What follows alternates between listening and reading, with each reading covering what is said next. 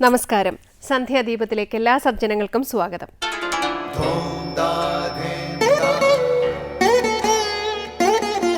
ശുഭം ഭവതു കല്യാണമായുസാരോഗ്യവർദ്ധനം സർവദുഃഖ വിനാശായ സന്ധ്യാദീപം നമോസ്തുതേ. നാമം ജപായനം പുണ്യം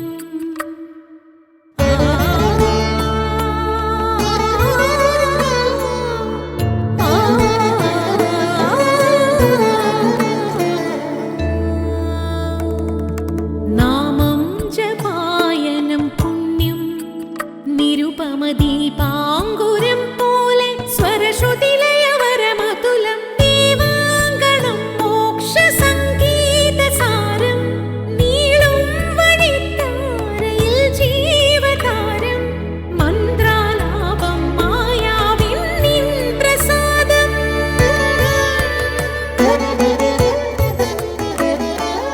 ഇരുൾ നീങ്ങിയുണരുന്ന തെളിനാളദീപം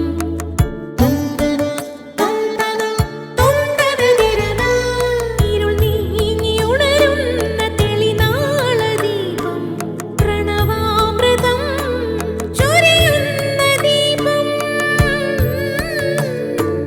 ദീപം ദീപം ദീപം ദീപം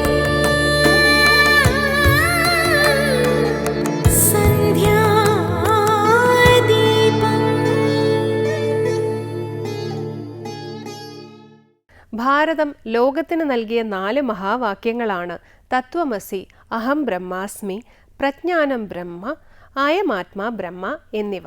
ലോകത്തിൻ്റെ തന്നെ ബോധധാരയെ നേർവഴിക്കു നയിച്ച ഈ മഹാവാക്യങ്ങൾ ഓരോന്നും ഉപനിഷത്തുകളിലുള്ളതാണ്. ശ്വേതകേതുകുമാരൻ്റെ സംശയത്തിന് അച്ഛൻ നൽകിയ മറുപടിയായ തത്വമസി എന്ന മഹത് വാക്യം ചാന്തോക്യോപനിഷത്തിലുള്ളതാണ്. നീ അന്വേഷിക്കുന്ന ഈശ്വരൻ നീ തന്നെയാണ് എന്നാണ് തത്വമസിയുടെ അർത്ഥം.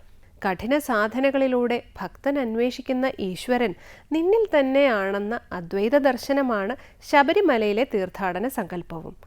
കാമ, ക്രോധ, ലോഭ, മോഹ, മത, മാത്സര്യ, ഈർഷ്യ, അസൂയ തുടങ്ങിയ അഷ്ടരാഗങ്ങളും കടന്നാൽ പിന്നെ സത്വരജസ്തമോ ഗുണങ്ങളാകുന്ന 3 പടികൾ, അതും പിന്നിട്ടാൽ വിദ്യയും അവിദ്യയും. തപസ്സിൻ്റെ സഞ്ചാരത്തിൽ ആ പടികളെല്ലാം കടന്നാൽ സാധകൻ എത്തുന്നത് അദ്വൈത ഭാവമാകുന്ന തത്വമസിയുടെ നിർവൃതിയിൽ.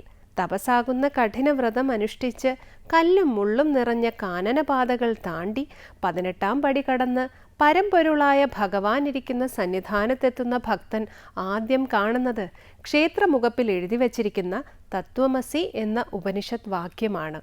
നീ അന്വേഷിക്കുന്ന ഞാൻ നിന്നിൽ തന്നെ എന്ന് ശ്രീ ധർമ്മശാസ്താവ് ഭക്തനോട് പറയുന്നതാണ് ആ ആത്മബോധന വാക്യം. തുടർന്ന് ഗുരുവചനം കേൾക്കാം. തന്നിൽ നിന്ന് അന്യമായിട്ടൊന്നുമില്ലെന്ന് അറിയണം. അതാണ് അദ്വൈതം. ശ്രീനാരായണ ഗുരുദേവൻ. അടുത്തതായി ശ്രീ ശങ്കരാചാര്യ രചിച്ച ശിവാനന്ദലഹരിയിലെ ശ്ലോകം ശ്രീ കാവാലം ശ്രീകുമാർ ചൊല്ലുന്നത് കേൾക്കാം.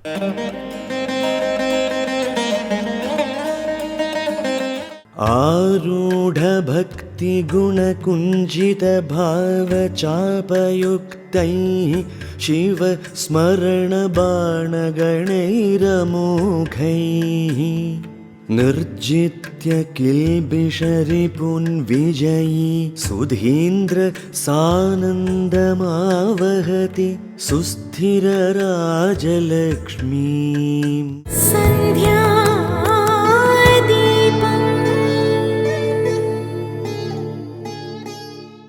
ഇനി ശ്രീ ശങ്കര സ്തോത്രാമൃതം.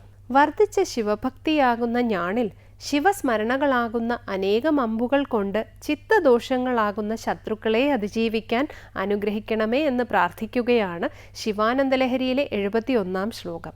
ചിത്തദോഷങ്ങളാകുന്ന ശത്രുക്കളെ ജയിച്ചാലേ ലക്ഷ്മി ദേവിയുടെ സ്ഥിരമായ അനുഗ്രഹം ലഭിക്കൂ എന്നാണ് ശ്ലോകത്തിൽ ശ്രീ ശങ്കരാചാര്യർ പറയുന്നത്.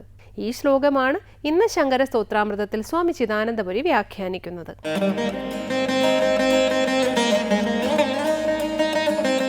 ശ്രീ ശങ്കര സ്തോത്ര കൃതികളിൽ ശിവാനന്ദലഹരിയിൽ 70 ശ്ലോകങ്ങളാണ് നമ്മൾ ശ്രദ്ധിച്ചത്. തൻ്റെ ഉള്ളിൽ സദാ ഭഗവാൻ ചന്ദ്രശേഖരൻ നിവസിക്കുന്നു എന്ന് പറഞ്ഞു. തുടർന്ന് ആരൂഢഭക്തി ഗുണകുഞ്ചിത ഭാവചാപയുക്തൈ ശിവസ്മരണബാണഗണൈരമോഘൈ നിർജിത്യ കിൽബിഷരിപൂൻ വിജയീ സുധീന്ദ്ര സാനന്ദമാവഹതി സുസ്ഥിരരാജലക്ഷ്മീ. പദച്ഛേദം പറയാം. ആരൂഢഭക്തി ഗുണകുഞ്ചിത ഭാവചാപയുക്തൈ ശിവസ്മരണബാണഗണൈ അമോഘൈ നിർജിത്യ കിൽബിഷരിപൂൻ വിജയീ സുധീന്ദ്ര സാനന്ദം ആവഹതി സുസ്ഥിരരാജലക്ഷ്മീ. സുധീന്ദ്ര, ശോഭനമായ നല്ല തെളിഞ്ഞ ബുദ്ധിയുള്ളവരിൽ മുമ്പനായവൻ. സുധി എന്ന് പറഞ്ഞാൽ നല്ല ധ്യാനത്തോടു കൂടിയവൻ എന്നൊരർത്ഥം. മറ്റൊരർത്ഥം നല്ല തെളിഞ്ഞ ബുദ്ധിയോടു കൂടിയവൻ. ഇവിടെ ആ ഒരർത്ഥമാണ് സ്വീകരിക്കേണ്ടത്. സുധികളിൽ ഇന്ദ്രനായവൻ സുധീന്ദ്രൻ, തെളിഞ്ഞ ബുദ്ധിയോടു കൂടിയവരിൽ മുമ്പൻ. അങ്ങനെയുള്ള സജ്ജനം ആരൂഢഭക്തി ഗുണകുഞ്ചിത ഭാവചാപയുക്തൈ ശിവസ്മരണബാണഗണൈ അമോഘൈ കിൽബിഷരിപൂൻ നിർജിത്യ സാനന്ദം സുസ്ഥിരരാജലക്ഷ്മീം ആവഹതി. ആരൂഢഭക്തി കൊണ്ട് അല്ലെങ്കിൽ ആരൂഢഭക്തിയാകുന്ന ഗുണത്താൽ ബന്ധിക്കപ്പെട്ടതിനാൽ കുഞ്ചിതഭാവത്തോടുകൂടിയ ശാപങ്ങളോടൊത്ത ശിവസ്മരണയാകുന്ന ബാണഗണങ്ങളെക്കൊണ്ട്, എങ്ങനെയുള്ള ബാണഗണങ്ങളെക്കൊണ്ട്? അമോഘങ്ങളായ ബാണഗണങ്ങളെക്കൊണ്ട് ദോഷങ്ങളാകുന്ന ശത്രുക്കളെ മുഴുവൻ ജയിച്ച് വിജയിയായി ആനന്ദത്തോടുകൂടി സുസ്ഥിര രാജലക്ഷ്മിയെ നേടുന്നു. ഒറ്റ വാചകമാണ്. ആരൂഢഭക്തി ഗുണകുഞ്ചിത ഭാവചാപയുക്തൈ എന്ന് പറഞ്ഞാൽ ആരൂഢമായ ഭക്തി, വർദ്ധിച്ച ഭക്തി, വർദ്ധിതമായ ഭക്തി. ആ വർദ്ധിതമായ ശിവഭക്തിയെ ഇവിടെ ഗുണമായിട്ട് പറഞ്ഞിരിക്കുകയാണ്. ഗുണം എന്ന് പറഞ്ഞാൽ വില്ലിലെ ഞാൺ. ഗുണശബ്ദത്തിന് നൂല് എന്നർത്ഥം, ഇവിടെ ഞാണെന്നർത്ഥം എടുക്കണം, വില്ലായതുകൊണ്ട്.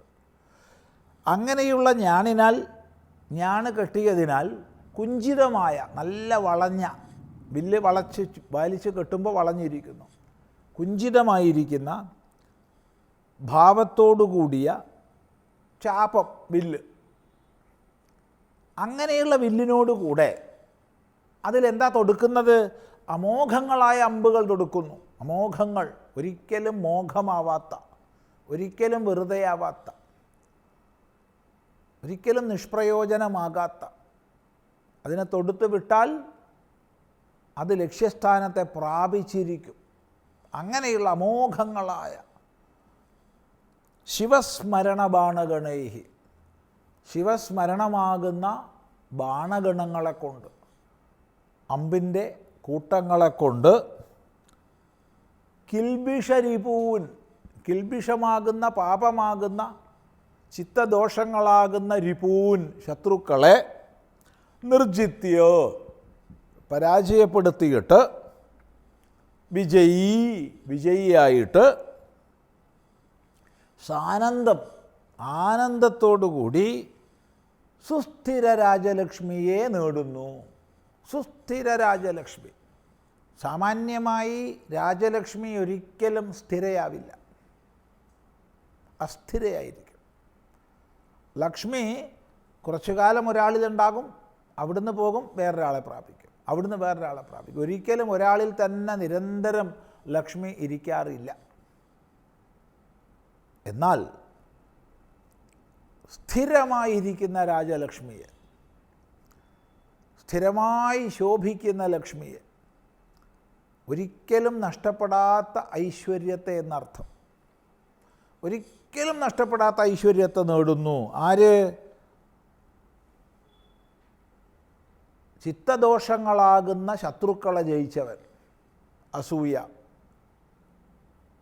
ക്രോധം, ദംഭം, ദർപ്പം, ഇങ്ങനെ ഷാഠ്യം, കുഹകം, മായ, അനേക ചിത്തദോഷങ്ങളുണ്ട്.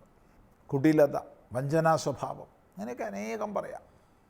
ഈ ചിത്തദോഷങ്ങളെ മുഴുവൻ ജയിച്ചിട്ടാണ് സുസ്ഥിര രാജലക്ഷ്മിയെ നേടുന്നത്. ശത്രുക്കളെ ജയിച്ചാലേ രാജ്യം നേടാനൊക്കൂ. ഇവിടെ ശത്രുക്കളായി പറഞ്ഞത് തൻ്റെ തന്നെ ചിത്തദോഷങ്ങളെയാണ്. എങ്ങനെയൊക്കെയാണ് അവയെ ജയിക്കുന്നത്? അതാണ് ആദ്യ ഭാഗത്ത് പറഞ്ഞത്. നമുക്കൊന്നുകൂടി ശ്രദ്ധിക്കാം അടുത്ത പ്രാവശ്യം.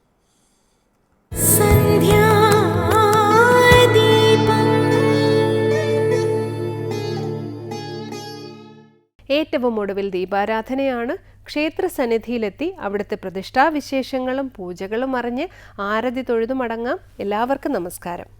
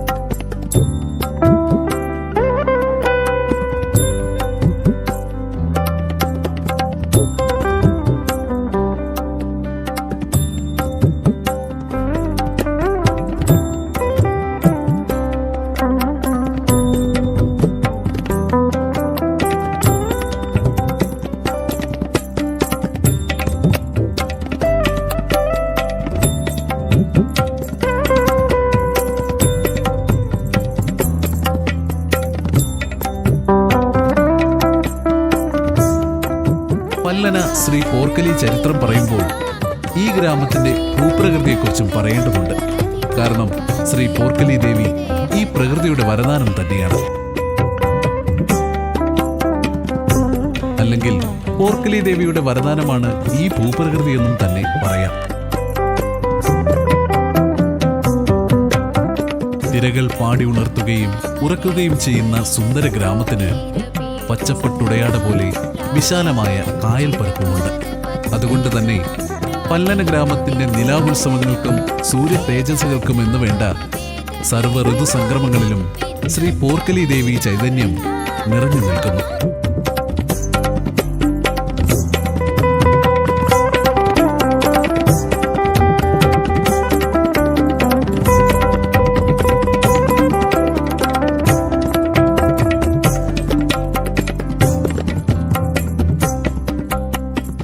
ആലപ്പുഴ ജില്ലയിലെ തോട്ടപ്പള്ളി അഴിമുഖത്തിനോട് ചേർന്ന് സ്ഥിതി ചെയ്യുന്ന ഗ്രാമമാണ് പല്ലന.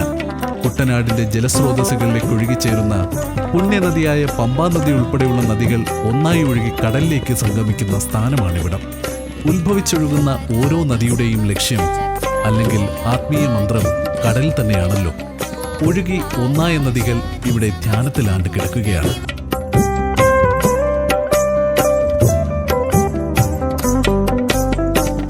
ഈ പ്രകൃതി സംഗമങ്ങളുടെ മഹാകാഴ്ചകൾക്ക് സാക്ഷ്യം വഹിക്കുന്ന ഇവിടുത്തെ ഗ്രാമവാസികളും തലമുറകളായി തങ്ങളുടെ ജീവിതമാകുന്ന ഒഴുക്കിൽപ്പെട്ട് മോക്ഷത്തിനായി എത്തിച്ചേരുന്ന പുണ്യഭൂമിയും ശ്രീ പോർക്കലി ദേവിയുടെ തിരുസന്നിധി തന്നെയാണ്.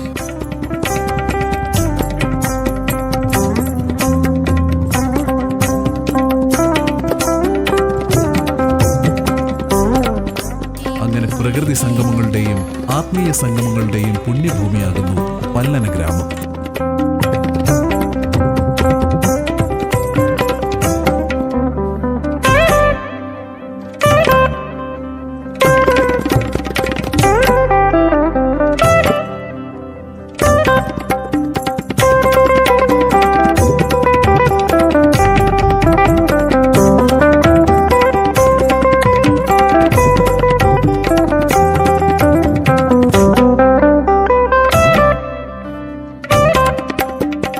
പല്ലന ഗ്രാമം ചരിത്ര പുസ്തകങ്ങളിൽ മറ്റൊരു പുണ്യാത്മാവിന്റെ പേരിനോടൊപ്പവും ചേർക്കപ്പെടുന്നു. കുമാരകോടി എന്നറിയപ്പെടുന്ന ഇവിടെയാണ് മഹാകവി കുമാരനാശാന്റെ കാവ്യജീവിതം അവസാനിക്കുന്നത്. പല്ലനയാറ്റിലുണ്ടായ ബോട്ടപകടത്തിലാണ് ആശാൻ ജലസമാധിയാകുന്നത്. അന്നു മുതൽ ഇവിടം കുമാരകോടിയെന്നും അറിയപ്പെടുന്നു.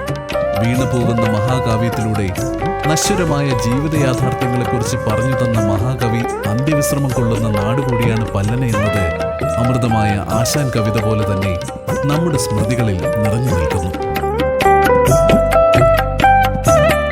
പ്രപഞ്ചമാകെ മായാ പ്രതിഭാസമായി നിറഞ്ഞു നിൽക്കുന്ന ദേവീ ശക്തിക്ക് കാലവും ദേശവും അങ്ങനെ ഒന്നുമില്ലാതെ ഓരോ ദേശത്ത് ഓരോ ഭാവത്തിൽ തൻ്റെ മക്കളിൽ ആത്മീയ ജ്ഞാനം നിറയ്ക്കാൻ കുടികൊള്ളുന്നു. അങ്ങനെ യുഗങ്ങൾക്കപ്പുറത്തു നിന്ന് ദേവി ഇവിടേക്ക് ഒഴുകിയെത്തുകയായിരുന്നു. ഈ ദേശത്തെ ജനങ്ങളുടെ ജന്മാന്തര പുണ്യമായി ഇവിടെ പ്രതിഷ്ഠിക്കപ്പെടാൻ, ഈ ഗ്രാമാന്തരങ്ങളിൽ ദേവി കീർത്തനങ്ങളാൽ നിറയുവാൻ.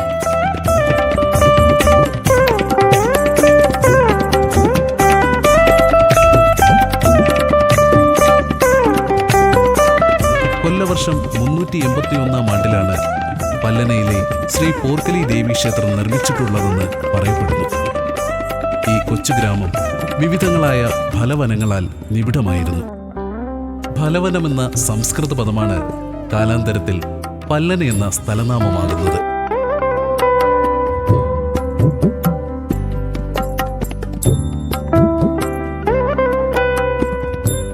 കാവുകൾ ധാരാളമുള്ള ഈ പ്രദേശത്ത് സർപ്പ സാന്നിധ്യവുമുണ്ടായിരുന്നു.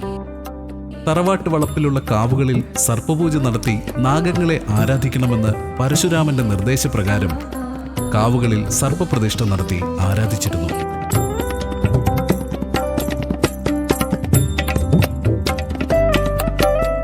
മണ്ണാറശാല നാഗക്ഷേത്രത്തിൽ പ്രതിഷ്ഠ നടത്തിയ പരശുരാമൻ പല്ലന ഗ്രാമത്തിലും എത്തിയിട്ടുണ്ടെന്നാണ് ഐതിഹ്യം.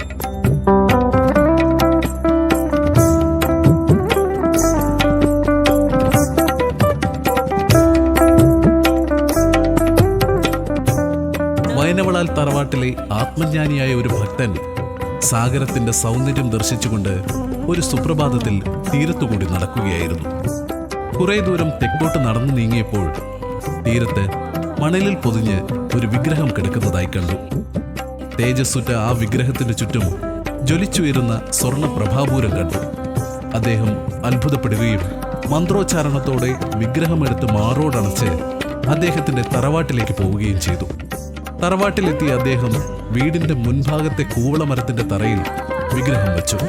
വിഗ്രഹത്തിൽ നിന്നുള്ള പ്രഭാപൂരം കൂവളമരത്തിന്റെ ഇലകളെ വർണ്ണാഭമാക്കി.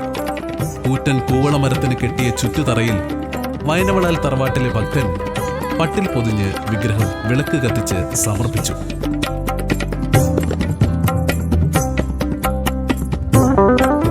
പുലർകാലത്തും സായം സന്ധ്യയിലും അവിടെ നിത്യം വിളക്ക് വെച്ച് പൂജിച്ചു. കുറച്ചുനാൾ കഴിഞ്ഞ് സ്ഥലശുദ്ധിയില്ലെന്ന് മനസ്സിലാക്കിയ കാരണവർ വിഗ്രഹം തന്റെ തറവാട്ടിലെ നിലവറയിൽ വെച്ച് പൂജിക്കാൻ തുടങ്ങി. നാളുകളേറെ കഴിയുന്നതിന് മുമ്പ് തന്നെ പലവിധ അസ്വസ്ഥതകളും അദ്ദേഹത്തിനുണ്ടായി.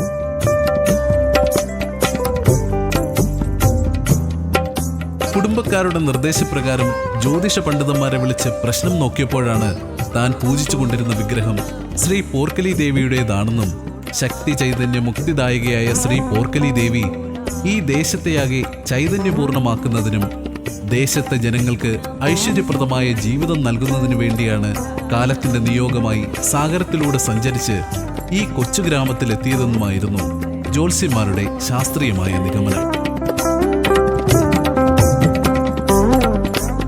പ്രശസ്തരായ ജ്യോത്സ്യന്മാരെയും വേദശാസ്ത്ര പ്രമുഖരെയും വരുത്തി വിധിപ്രകാരം പൊതു ആരാധനയ്ക്കായി ശ്രീ പോർക്കലി ദേവിയെ പ്രതിഷ്ഠിച്ച് ക്ഷേത്രം നിർമ്മിച്ചു.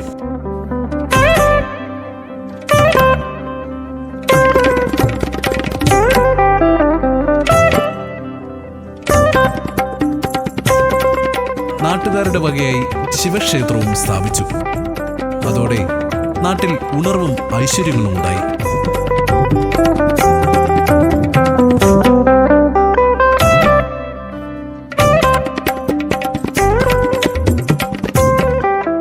പ്രദേശങ്ങൾ ഇടപ്പള്ളി രാജവംശത്തിന്റെ അധീനതയിലായിരുന്നു. തലമുറകളുടെ ഗതിമാറ്റത്തിൽ പല മാറ്റങ്ങളും പിന്നീടുണ്ടായി. പിന്നീട് ഇടപ്പള്ളി തമ്പുരാൻ കാര്യങ്ങൾ ഏറ്റെടുത്തതിനു ശേഷം മുടങ്ങിപ്പോയ പൂജാകർമ്മങ്ങൾക്കും മറ്റ് അനിഷ്ടങ്ങൾക്കും പരിഹാരമുണ്ടാക്കി. ക്ഷേത്രത്തിന്റെ ഐശ്വര്യവും ദേവീപ്രസാദവും വീണ്ടെടുക്കുന്നതിനും മറ്റുമായി മനയത്താറ്റില്ലത്തെ വേദശാസ്ത്ര നിപുണരായ നമ്പൂതിരിമാരെ ഇടപ്പള്ളി തമ്പുരാൻ നിയോഗിച്ചു.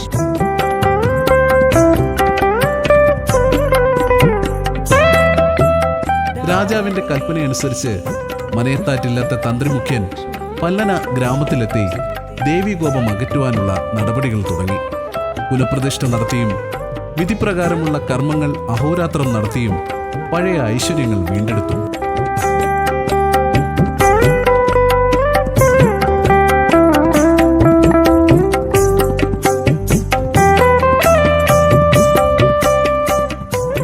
ശ്രീ പോർക്കലി ദേവിക്ക് മുന്നിൽ സമർപ്പിക്കുന്ന പ്രാർത്ഥനകൾ മിക്കതും വിശ്വാസ പ്രമാണങ്ങൾ കൊണ്ട് മാത്രമല്ല, നിരന്തരമുള്ള ദുരിത നിവാരണത്തിനായി ദേവിക്ക് മുന്നിൽ ആത്മസമർപ്പണം നടത്തുന്ന ഓരോ ഭക്തർക്കുള്ളിലും ദേവി തന്റെ കൃപാവരങ്ങൾ ചൊരിഞ്ഞ് മനസ്സും ശരീരവും ശുദ്ധീകരിച്ച് ആത്മാവിനെ തേജോമയമാക്കുന്നു.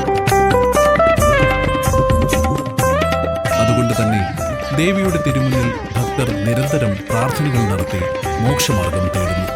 ദേവിക്ക് മുന്നിൽ സമർപ്പിക്കുന്ന ദീനം തൊഴിൽ എന്ന ചടങ്ങ് ഭക്തർ തങ്ങളുടെ രോഗാതുരമായ ശരീരവും മനസ്സും ആദിപരാശക്തിയായ ദേവിക്ക് മുന്നിൽ സമർപ്പിച്ച് കർമ്മമാലിന്യങ്ങളിൽ നിന്ന് മുക്തി നേടുവാനുള്ള അവസരം തന്നെയാണ്. അങ്ങനെ ഇവിടെ ദീനം തൊഴിൽ എന്ന ചടങ്ങ് നൂറുകണക്കിന് ഭക്തർക്ക് നിരന്തരം ആശ്വാസവും അഭയവും നൽകുന്നു.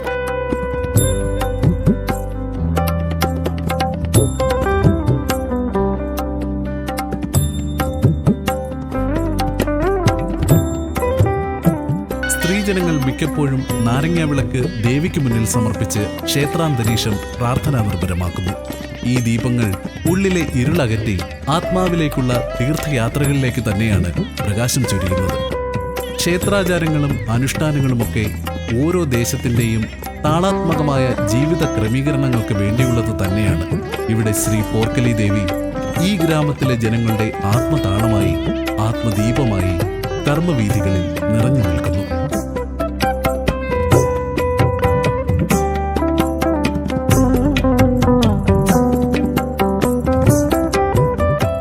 ശ്രീ പോർക്കലി ദേവി ക്ഷേത്രത്തിനോട് ചേർന്ന് തന്നെ ഗ്രാമവാസികൾ ശ്രീ മഹാദേവനും ഒരു ക്ഷേത്രം സമർപ്പിച്ചു. അന്നുമുതൽ ഈ ക്ഷേത്രാങ്കണത്തിൽ ദേവിയുടെയും ദേവന്റെയും ചൈതന്യം നിറഞ്ഞു നിൽക്കുന്നു. പ്രപഞ്ചപുരുഷനായ മഹാദേവന്റെയും മായാ പ്രതിഭാസമായ ദേവിയുടെയും കടാക്ഷം ലഭിക്കാൻ പൂർവജന്മ പുണ്യം പോലെ ഗ്രാമീണ നൈർമല്യം നിറഞ്ഞ ഈ തലമുറയ്ക്ക് ഭാഗ്യം സിദ്ധിച്ചു.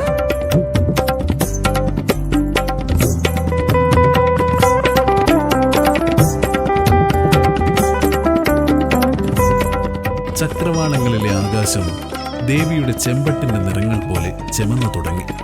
മേഘരൂപങ്ങളിൽ ഒരു കൈലാസ ദർശനം. കടലിന്റെ അഗാധതയിൽ നിന്നും ശംഖുലിനാദം ഉയർന്നു വരുന്നത് പോലെ ദേവി സർവാഭരണങ്ങളും അണിഞ്ഞ് വാളും ചിലമ്പലിയുമായി പ്രപഞ്ചമാകെ നിറയുമ്പോൾ ആദി കൈലാസനാഥന്റെ തിരുജടകളാൽ പ്രകാശം മങ്ങി ഭൂമിയിലേക്ക് ത്രിസന്ധ്യ പ്രണവമന്ത്രങ്ങളാൽ നിറഞ്ഞു തുടങ്ങി. ഇനി ദീപാലങ്കാരങ്ങൾ കണ്ട് കാഴ്ചകളുടെ സൗഭാഗ്യങ്ങൾ അറിഞ്ഞ് രണ്ട് ക്ഷേത്രങ്ങളിലെയും ദേവീദേവന്മാരെ തൊഴുത് സായുജ്യം.